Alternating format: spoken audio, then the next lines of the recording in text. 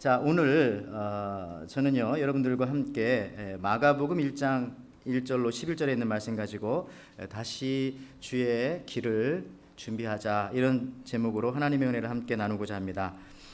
최근에 그 구글 컴퓨터인 그 알파고와 한국 바둑 프로 구단 이세돌과의 그 결전에서 이세돌이 너무나 쉽게 패배하는 것을 우리가 목격을 했습니다.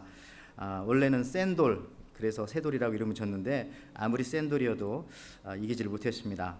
이세돌은 이렇게 말했죠. 패착이 없었는데도 완패를 했다. 이제 알파고가 무섭다. 할 말이 없을 정도로 한순간도 앞선 적이 없다고 말했습니다. 물론 어제는 한번 이긴 걸로 알고 있습니다만은 물론 한편에서는 이렇게 말합니다. 1202대 1이다. 이것은 불공정한 게임이다라고 말하지만, 그러나 이미 구글에서는 시합 전에 컴퓨터가 서로 연결하여서 정보를 공유할 수 있는 그 클라우드 시스템을 사용할 것을 이미 이야기했기 때문에 문제가 없다고 그렇게 말하고 있습니다. 보통 이 바둑이라고 하는 것은 직관과 통찰이 있어야 하는데, 인공지능인 이 알파고가 이러한 인간의 직관과 통찰의 부분까지도 능가한다는 것을 생각하면 당혹스럽지 않을 수가 없는 것이죠. 그러면서 동시에 이 알파고를 만든, 인공지능을 만든 이 사람은 누구냐? 영국의 그 허사버스라고 하는 사람입니다. 이 사람은 13살 때에 세계 체스대에서 2위를 했고요. 고등학교를 2년 만에 졸업하고 대학을 가지 않고 기업에 취직했다가 다시 캠브리지 대학에 들어가서 두뇌 공학을 전공한 사람입니다. 그가 발견한 그 인공지능 이론으로 그 이론을 구글에 6천억 원에 팔았고요. 구글에서는 이걸 6천억 원에 인수를 했죠. 그래서 그 지식을 가지고, 그 기술을 가지고 알파고가 만들어진 것입니다. 그런데 이러한 인공지능은요, 앞으로 13년 후네요. 2029년에는 인간처럼 느끼기까지 한다고 합니다. 그리고 한 29년 후에는 2045년쯤에는 그 퍼스트 휴먼, 즉 우리가 영화에서나 볼 수 있었던 그 사이보그 같은, 우리 인간과 똑같은 그런 로봇이 만들어질 수 있다라고도 말하고 있습니다. 여러분, 이 한국에 이 바둑 고등학교 있는 거 아세요? 바둑 고등학교? 네, 바둑 특수고가 있습니다. 지금 아주 난리라고 합니다. 또 서울에 있는 부모님들은 아이를 머리 좋게 하려고 바둑 학원에 1년치를 끊었는데, 이런 일들이 벌어지니까 가서 돌려달라고, 나는 3개월만 하겠다, 난 6개월만 하겠다, 그런 일들도 벌어지고 있다고 하네요. 여러분, 이런 사람과 컴퓨터가 대결하는 이런 상황 속에서 인간들이 비참하다, 우리가 참 연약하다라는 생각도 하게 됩니다. 한 학생은 이 바둑 고등학교 홈페이지에 그런 글도 올렸네요. 이세돌이 알파고를 이기는 방법은 한 가지가 있다. 전기 코드를 뽑아버리면 된다. 굉장히 간단하지만 정답이기도 합니다. 어쨌든 이 4,000년의 그 인류 바둑의 역사가 너무나 쉽게 무너져 내렸다라고 하는 것들. 제가 이런 얘기하는데 어떤 사람들은 알파고가 어느 곳에 있는 고등학교야, 이렇게 생각하는 분이 혹시 있을 수도 있고요. 어떤 사람은 그거는 배 타고 옆에 있는 고등학교일 거야 라고 말한다면 좀 글을 아시는 분들이겠죠. 하여튼 여러분, 최근에 제가 그 마태복음 큐티를 저희들이 하면서요, 생명의 말씀을 가지고 인류 최후에 일어날 일들에 대해서, 또 그 당시 상황들에 대해서, 거기에는 이렇게 예수님께서 말씀하십니다. 마태복음 24장 29절로 30절에 있는 말씀에, 자, 그날 환난 후에 즉시 해가 어두워지며 달이 빛을 내지 아니하며 별들이 하늘에서 떨어지며 하늘의 권능들이 흔들리리라. 그때 인자의 징조가 하늘에서 보이겠고, 그때에 땅의 족속들이 통곡하며 그들이 인자가 구름을 타고 능력과 큰 영광으로 오는 것을 보리라 말씀하셨습니다. 앞으로 우리가 맞게 될 이 세상은 어떤 세상인가?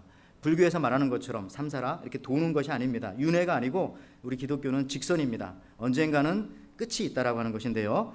어쨌든 이 끝을 향해서 달려가고 있는 이 세상은요, 앞으로 상상할 수 없을 정도로 급박하게 변할 것이라는 것은 우리가 예측하지 않아도 누구나 다 인정하는 것이죠. 그렇기 때문에 여러분, 그런 생각 안 해봤어요? 앞으로 내가 어디서 살아야 하나, 또 무엇을 하고 살아야 하나, 더 중요한 것은 내 사랑하는 자녀들은 앞으로 어떻게 살게 될까? 그럼 내 자녀가 낳은 그 자녀들, 우리 손자 손녀들은 또 그 살아가는 세상에선 도대체 무엇을 하고 살아갈까 걱정이 되기도 합니다. 여러분, 현재 우리가 가지고 있는 직업의 절반은 20년 안에 대부분 다 거의 사라지거나 거의 없어질 것이라고 합니다. 대표적인 것 중에 하나가 경찰 같은 거 이제 거의 없어질 것이고요. 의사라고 하는 직업도 20년 내에는 거의 많이 없어질 것이고, 역시 변호사도 마찬가지입니다. 그 외에도 많이 있는데요. 여러분, 그러는 가운데에서요, 이 성경에서는 혼란스러운 이런 상황 속에서, 이렇게 급박한 변화의 상황 속에서 안전지대가 있다라고 말씀해 주십니다. 안전지대가 있어요. 세이프 존이 있는데 마태복음 24장 35절에 말씀하고 있죠. 한번 보실까요? 천지는 없어질지언정 내 말은 없어지지 아니하리라.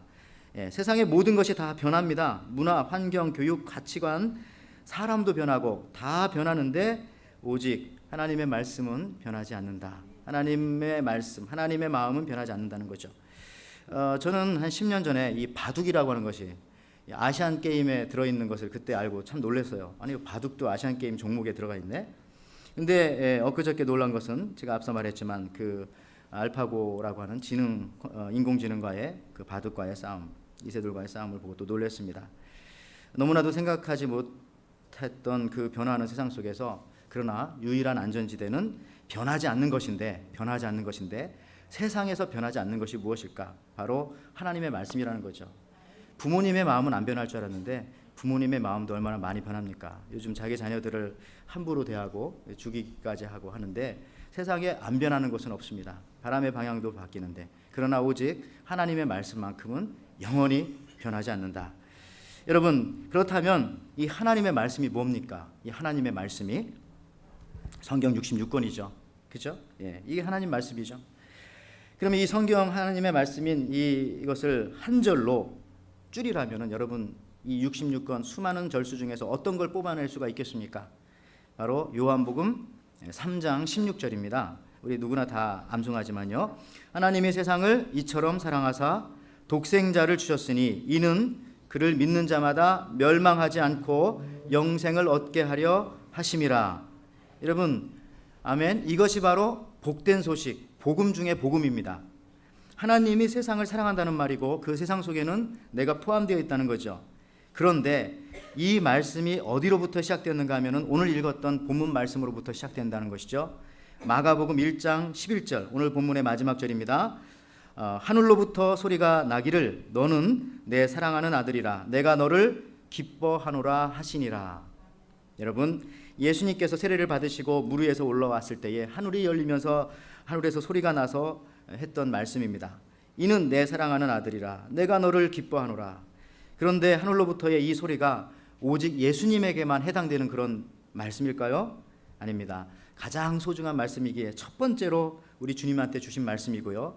예수님도 하나님의 아들이시지만 우리들도 하나님의 자녀잖아요. 우리에게 궁극적으로는 주신 말씀입니다. 그래서 오늘 이 시간에 하나님께서는 여러분들에게 내 사랑하는 아들들아, 내 사랑하는 딸들아, 내 사랑하는 자녀야, 내가 너를 기뻐하노라, 이렇게 지금 여러분들에게 말씀하고 계십니다.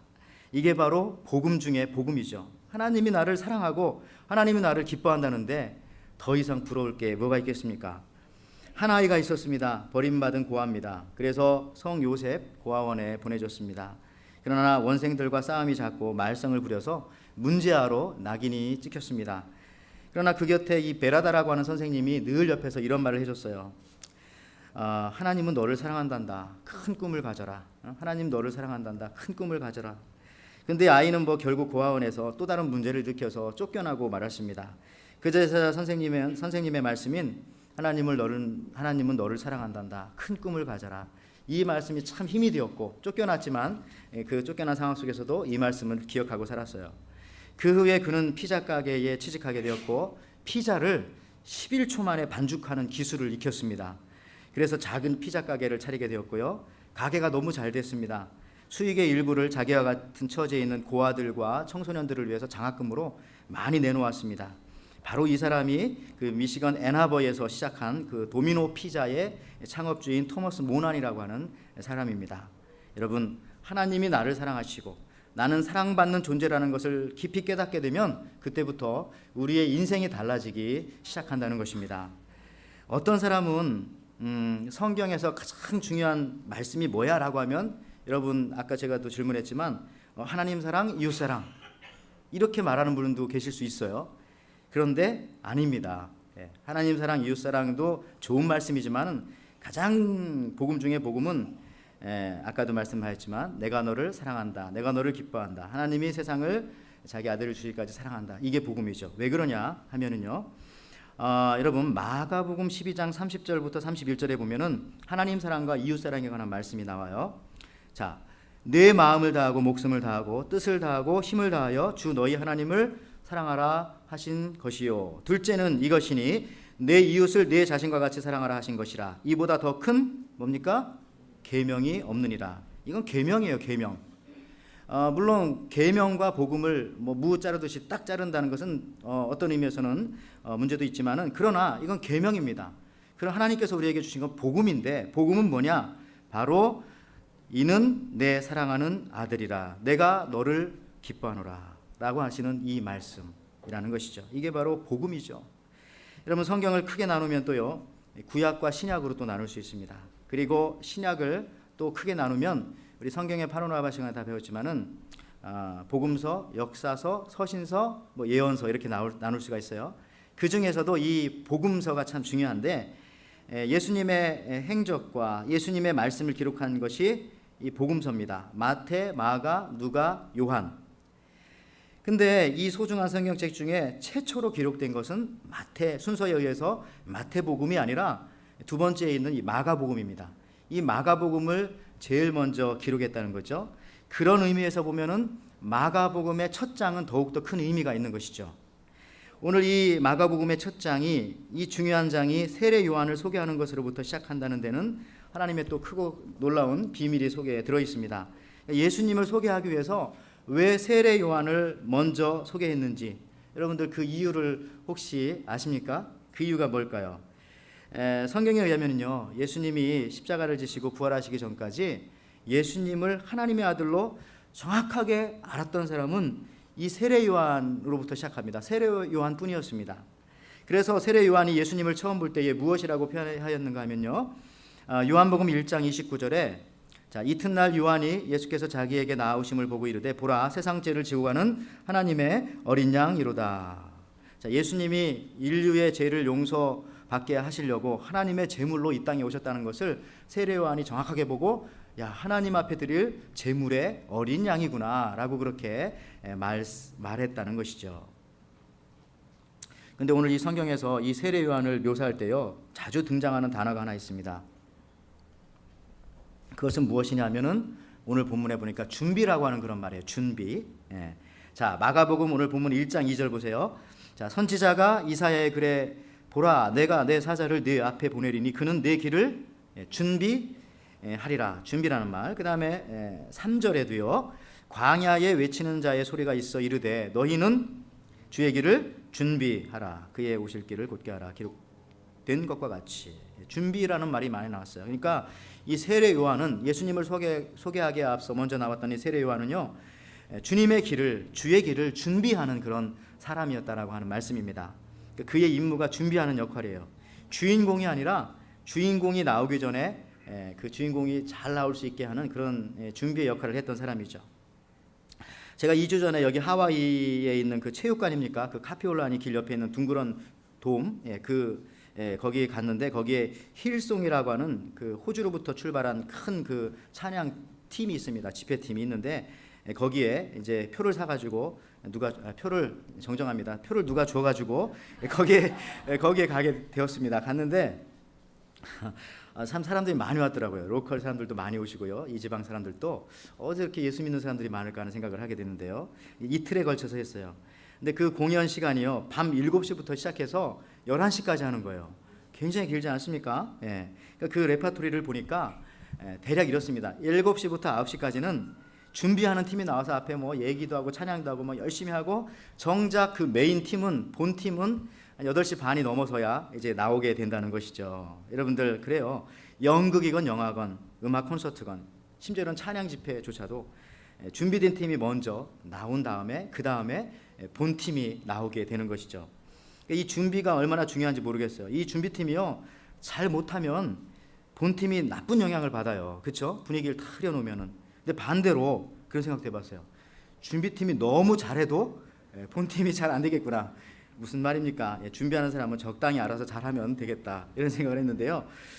본팀이 또 주연 배우가, 주인공이 스포트라이트를 받게 하는 것이 바로 준비자 역할이고, 세례 요한이 그런 역할을 잘 감당하고 그걸 잘 알고 감당해 냈다라고 하는 사실입니다. 여러분, 우리도 그 고급 레스토랑에 가면 항상 앞에 먹는 에피타이저가 있고 그 다음에 메인 디시가 있고 그 다음에 디저트가 있지 않습니까? 이런 것처럼 좋은 곳에 갈수록 이게 다 준비팀이 다 있다고요. 준비팀이 메인을 높이기 위한 것입니다.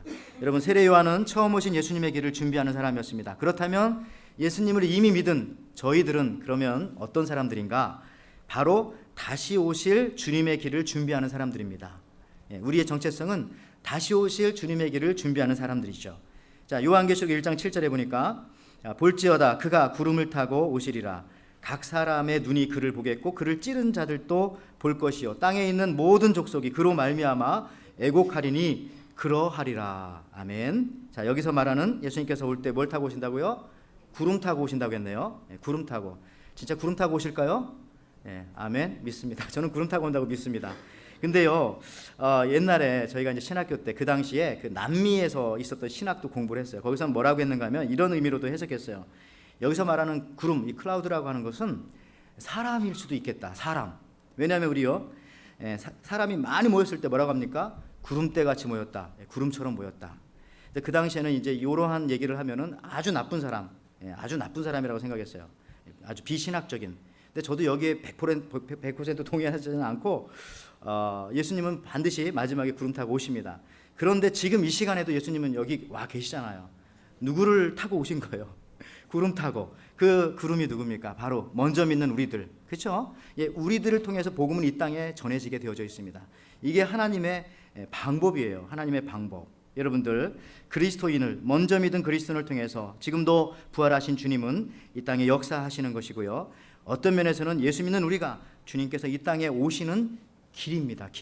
길을 예비하는 것 정도가 아니라 우리가 바로 예수님 이 땅에 오시게 하는 그 통로라는 것이죠. 문이고 길이라는 것입니다. 예수님은 또 우리의 길이고 우리의 문이고, 그러니까 예수님과 우리는 서로 먹고 마시고 하나가 되어서 살아가는 것이고요.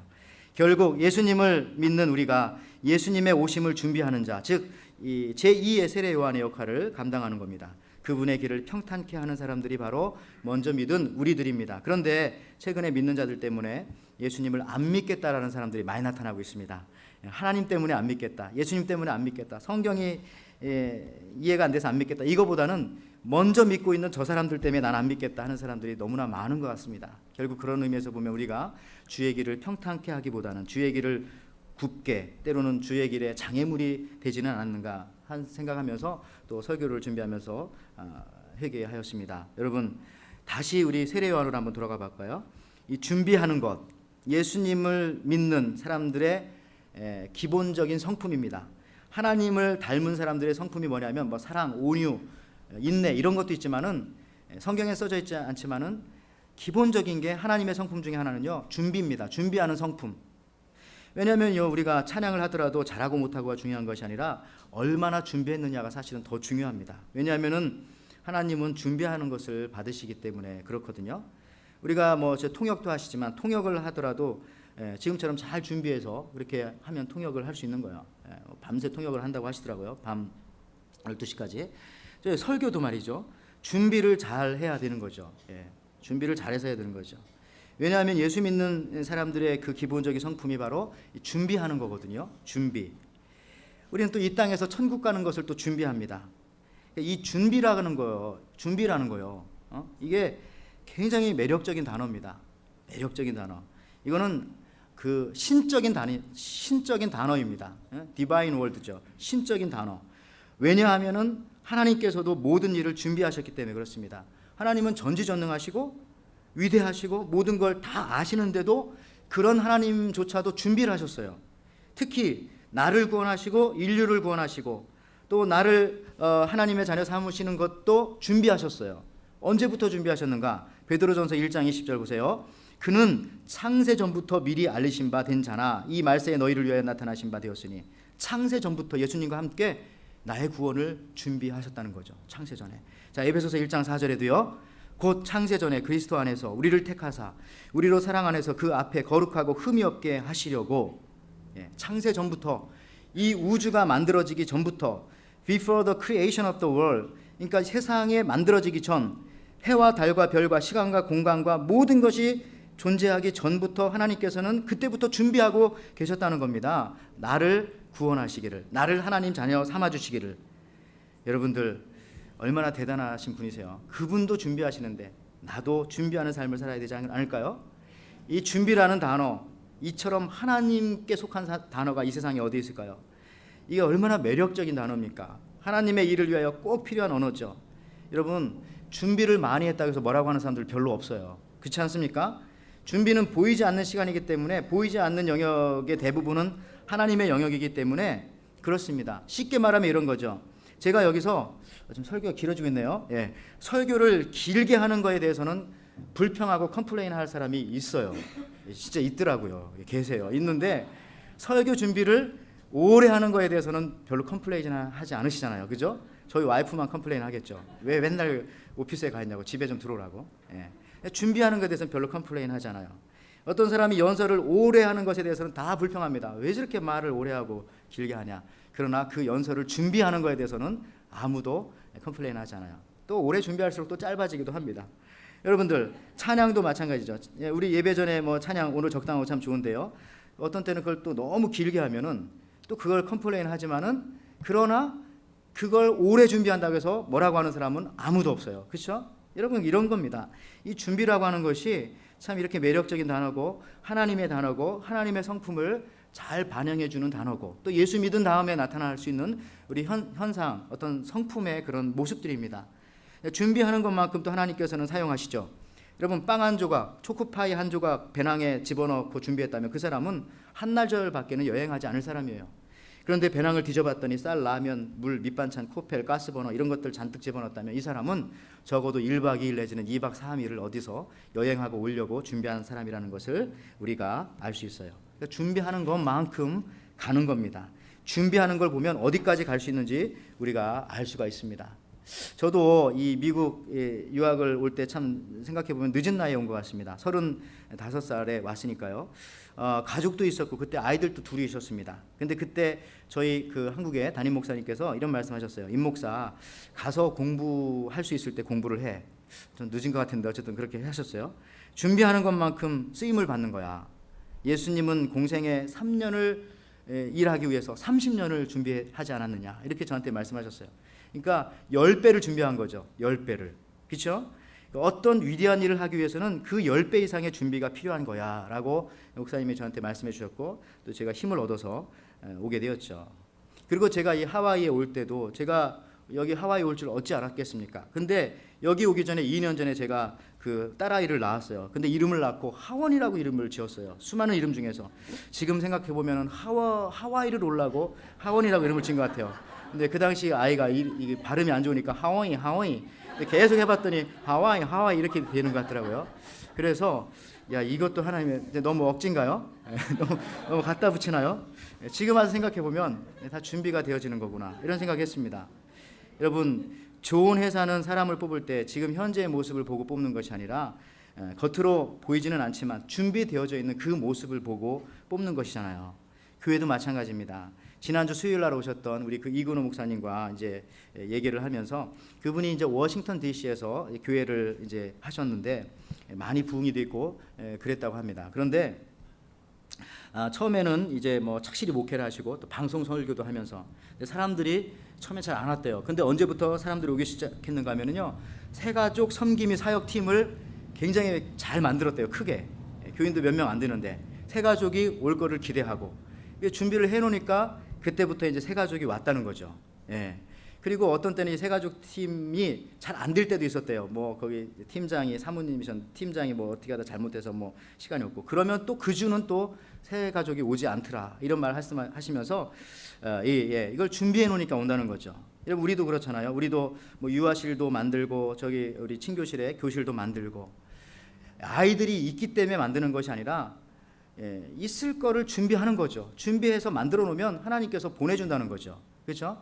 여러분들 주일날만 교회 오시는 분들은 잘 모르겠지만 우리 저기 그 친교실에 그 교실들이 있잖아요. 저거 주중에 계속 애들이 많이 씁니다. EM 아이들도 오고요. 심지어 어떤 때는 새벽에도 요즘에 우리 한국 우리 그 교인들이 새벽 예배 드리는 거 알고 그걸 따라 가지고 요즘에 막 새벽 예배 막 20명씩 30명씩 자기들끼리 예배드리고 그래요. 주차장이 또 새벽에도 문제입니다. 그래서 주차장을 또 준비해 놔야 되겠네요. 이거 어떻게 준비해야 될까요? 뭐 그런 것처럼 말이죠. 여러분, 그릇을 준비해야 하나님이 주신다는 겁니다. 제가 설교했던 내용 중에서 지지난번에 있었던 그 교회에서 어떤 장로님이 오더니 목사님이 설교한 것 중에서 이 말씀이 아직도 기억납니다 하면서 하신 말씀이 뭐냐면 이 말씀이에요.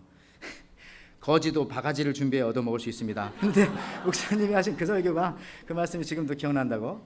근데 저도 왜 너무 하찮은 얘기 같지만 진짜 그렇잖아요. 거지가요, 옛날에 거지가 그렇게 많았다고 하잖아요. 한국에 저희 어렸을 때요. 근데 바가지를 준비해가지고 오지 않으면 손을 가지고 오면 여기다 어떻게 먹을 걸 줘요. 김치국을 담아줘도 손으로 다 세서 우리 집 카페트 버릴 텐데 바가지를 갖고 와야 주는 거잖아요.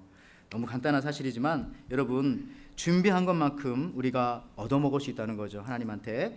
때로는 기도가 준비이기도 합니다. 그래서 기도한 것만큼 주시는 것이죠. 여러분, 에스겔서 36장 37절 보세요. 주 여호와께서 이같이 말씀하셨느니라. 그래도 이스라엘 족속이 이같이 자기들에게 이루어 주기를 내게 구하여야 할지니라. 내가 그들의 수요를 양떼같이 많아지게 하되. 여러분, 이 말씀 중에서 두 단어만 뽑아낸다면 그래도 구하여야 할지니라. 하나님이 우리에게 있어야 할 것 구하기 전에 다 알지만은 구할 때 그때 주신다는 거예요. 알지만 안 주시고요, 구할 때 주신다는 말씀이잖아요. 구하여야 할지니라. 여러분, 입을 벌려야 거기다가 넣어 주시죠. 입을 벌린 것만큼 하나님께서 주시는 겁니다. 저희가 이거 시골에서 자랐기 때문에 그 제비집 얘기했잖아요. 제비 새끼가 아침 먹을 때쯤 되면은, 어렸을 때 보니까 제비집이 있고 제비 새끼가 있습니다. 새끼들이 대여섯 마리 있으면 어미가 날라와서 막 입에다 넣어주잖아요, 먹이를. 근데 여러분, 제비 입은요 180도로 벌려요. 보셨어요? 이렇게 한 5-6마리가 이렇게 딱 벌리고 있다고 생각해 보세요. 그러면 어미가 위에서 볼 때 다 입만 보이잖아요. 얼굴은 안 보이니까 어디다가 집어넣어 주겠어요. 가장 크게 벌린 입에다가 집어넣어 준대요. 왜 그러냐면 이 제비 새끼는 이 배 속이 창자가 채워지면 채워질수록 입이 오므라진대요. 배고픈 만큼 많이 벌리는 거죠. 그러니까 여러분들, 시편 81편 10절에도 이런 말씀이 있어요. 내가 너를 애굽 땅에서 인도하여 낸 여호와 내 하나님이니 내 입을 넓게 열라 내가 채우리라 하였으니. 입을 넓게 열래잖아요. 하나님 앞에 간절하게 간구하고 기도하고 바라라는 것이죠. 그 준비하라는 겁니다. 준비한 것만큼 하나님께서 채워주신다라고 말씀하시는 것입니다. 여러분, 하나님께서 다윗을 왕으로 준비하실 때, 기름 부음 받을 때 어린 시절이었어요. 그러나 왕이 된 것은 그 후 15년 후의 일입니다. 정작 이스라엘 전체의 왕이 된 것은 그의 나이 40세가 되었을 때입니다. 이토록 하나님께서 준비를 시켰어요. 모세를 쓰기 위해서는 더 심하죠. 40년간 이집트 궁궐에서 교육을 시키고요. 또 40년을 광야, 사막에서 양을 치는 훈련을 시키고, 그리고 나서 80세가 되었을 때에 이스라엘 백성들을 이집트에서 탈출시키는 일에 사용하셨습니다. 그러니까 80년을 준비시켜서 40년을 쓰신 거죠. 인생의 3분의 2가 준비의 시간이었습니다. 이게 하나님의 방법이십니다. 여러분, 사도 바울도 디모데도 삼손도 다 하나님이 쓰시는 사람은 모두 준비된 사람이고, 보이지 않는 준비된 시간이 길었습니다. 여러분, 10년 자란 나무는 10년 동안 쓰일 물건에 사용되어질 것이고, 100년 자란 나무는 100년 동안 사용될 물건을 만드는 데 사용되어질 것이고, 1000년 자란 나무는 1000년 동안 버텨야 할 궁궐이나 뭐 이런 건물을 짓는 데 사용되어지겠죠. 우리 그리스도인들도 이처럼 준비하고 사는 사람들입니다. 그렇다면 우리가 무엇을 준비해야 할까요? 여러분, 무엇을 준비하면서 지금 살아가고 계십니까? 이 땅에서 100년, 1000년 살 것처럼 이 땅에만 온통 여러분들 투자하고 준비하며 그렇게 살아가십니까? 아니면 보이지 않는 것, 저 하늘을 위해서 여러분 준비하며 살아가십니까? 무엇을 준비하느냐에 따라서 여러분의 최종 목적지가 역시 판가름 나는 겁니다. 이건 너무 정확해요. 여러분, 스스로 자신을 돌아보시고 나는 지금 무엇을 준비하며 사는가 한번 생각해 보시기 바랍니다. 우리 여기 하와이 여행 오신 분들도 계시지만은, 자, 튜브하고 스노클링하고 뭐 이런 거, 오리발 같은 거 준비하는 사람들이 그거 신고 산에 갈까요? 그걸 준비하는 사람은 바다에 갑니다. 그렇죠? 또 반대로 등산화하고 배낭하고 햇빛 차단 모자 이런 거 준비하는 사람들은 당연히 산으로 갑니다. 자, 준비하는 걸 보면 그 사람이 산으로 갈지 바다로 갈지 아는 거예요. 여러분, 무엇을 준비하시죠? 여러분, 그 준비한 여러분들, 그 준비한 것을 보면 여러분들이 어디로 가실지 여러분 스스로 다 아실 겁니다. 여러분, 세상은 변합니다. 그리고 앞으로 우리가 살아갈 세상은 더 빠르게, 더 생각지도 못하게 계속해서 변화해 갈 것입니다. 최근 새로운 업종 중에 하나가 유럽에서요, 동물과 사람을 시켜주는 그런 직업이 생겨났어요. 왜냐하면 애완동물 요즘 혼자 살면서 키우시는 분들 계시지만, 키우다 보니까 어떤 땐 개가 내 남편 같고 어떤 사람은 또 남편보다 개가 낫다고 하는 사람들도 있던데, 그런데 남편 같고 혼자 살다 보니까 고양이가 내 아내 같고 이럴 때도 있어요. 너무 사랑하는 거죠. 그러니까 급기야 결혼을 해야 되겠다라는 생각까지 하게 되었고, 결국 이것을 결혼시켜주는 그런 회사가 생겨난 거예요. 네덜란드에 사는 43세의 여성 도미니크 레스빌레라고 하는 이 사람이 운영하는 웹사이트에 가보세요. Marry Your Pet이라고, 스펠링 똑같습니다. marryyourpet.com 들어가면 이렇게 결혼 라이센스를 주는데, 이제 이 사람이 자기가 심사해요. 심사. 결혼해도 되나 안 해도 되나. 자, 이런 걸 보면서 참 상상할 수 없을 정도로 세상이 변해가고 있고, 앞으로는 어떻게 변해갈까. 로봇하고도 결혼한다고 하겠죠. 여러분들, 다시 한번 이제 말씀을 마치겠습니다. 다시 한번 이세돌과 그 알파고의 바둑 이야기를 하면서 말씀을 마치기를 원합니다. 5경기 중에 3번 연속 이세돌이 패했기 때문에 이제 경기에서 1,000만 불의 상금을 얻을 수는 없습니다. 어제 물론 한 번 승리를 했습니다만은 경기에서 결국 인공지능이 이제 성공을 한 상황입니다. 근데 이런 건 그러나 못할 거려. 이 컴퓨터가요, 알파고 같은 인공지능 컴퓨터가 혹시 이런 것도 알까요? 무엇이냐면요, 이런 거죠. 이기는 것이 반드시 이기는 것이 아니라 때로는 지는 것이 이기는 것이다. 뭐 이런 것들, 혹시 그런 것까지 안다면 안 되겠죠. 그런 건 모르지 않을까요? 예수님의 모습이죠. 예수님의 모습. 골로새서 2장 15절 말씀 보세요. 정사와 권세를 벗어버려 밝히 드러내시고 십자가로 승리하셨느니라. 이런 방법. 여러분, 사랑하기 때문에, 사랑받기 때문에 때로는 지는 것이고 또 져줄 수 있는 것입니다. 인간의 지식과 물명을 대표하는 이 시대의 상징인 그 알파고 컴퓨터는 결코 십자가의 사랑, 하나님의 사랑을 모릅니다. 마치 성경에 보면 사탄이 나오는데, 사탄이 하나님도 알고 예수님도 알지만은 예수님을 통하여 예수님을 믿고 구원받을 수는 없습니다. 왜냐하면은 십자가의 비밀을 알지 못하기 때문에, 사탄은 알지만은 그 은혜를 깨닫지 못하기 때문에.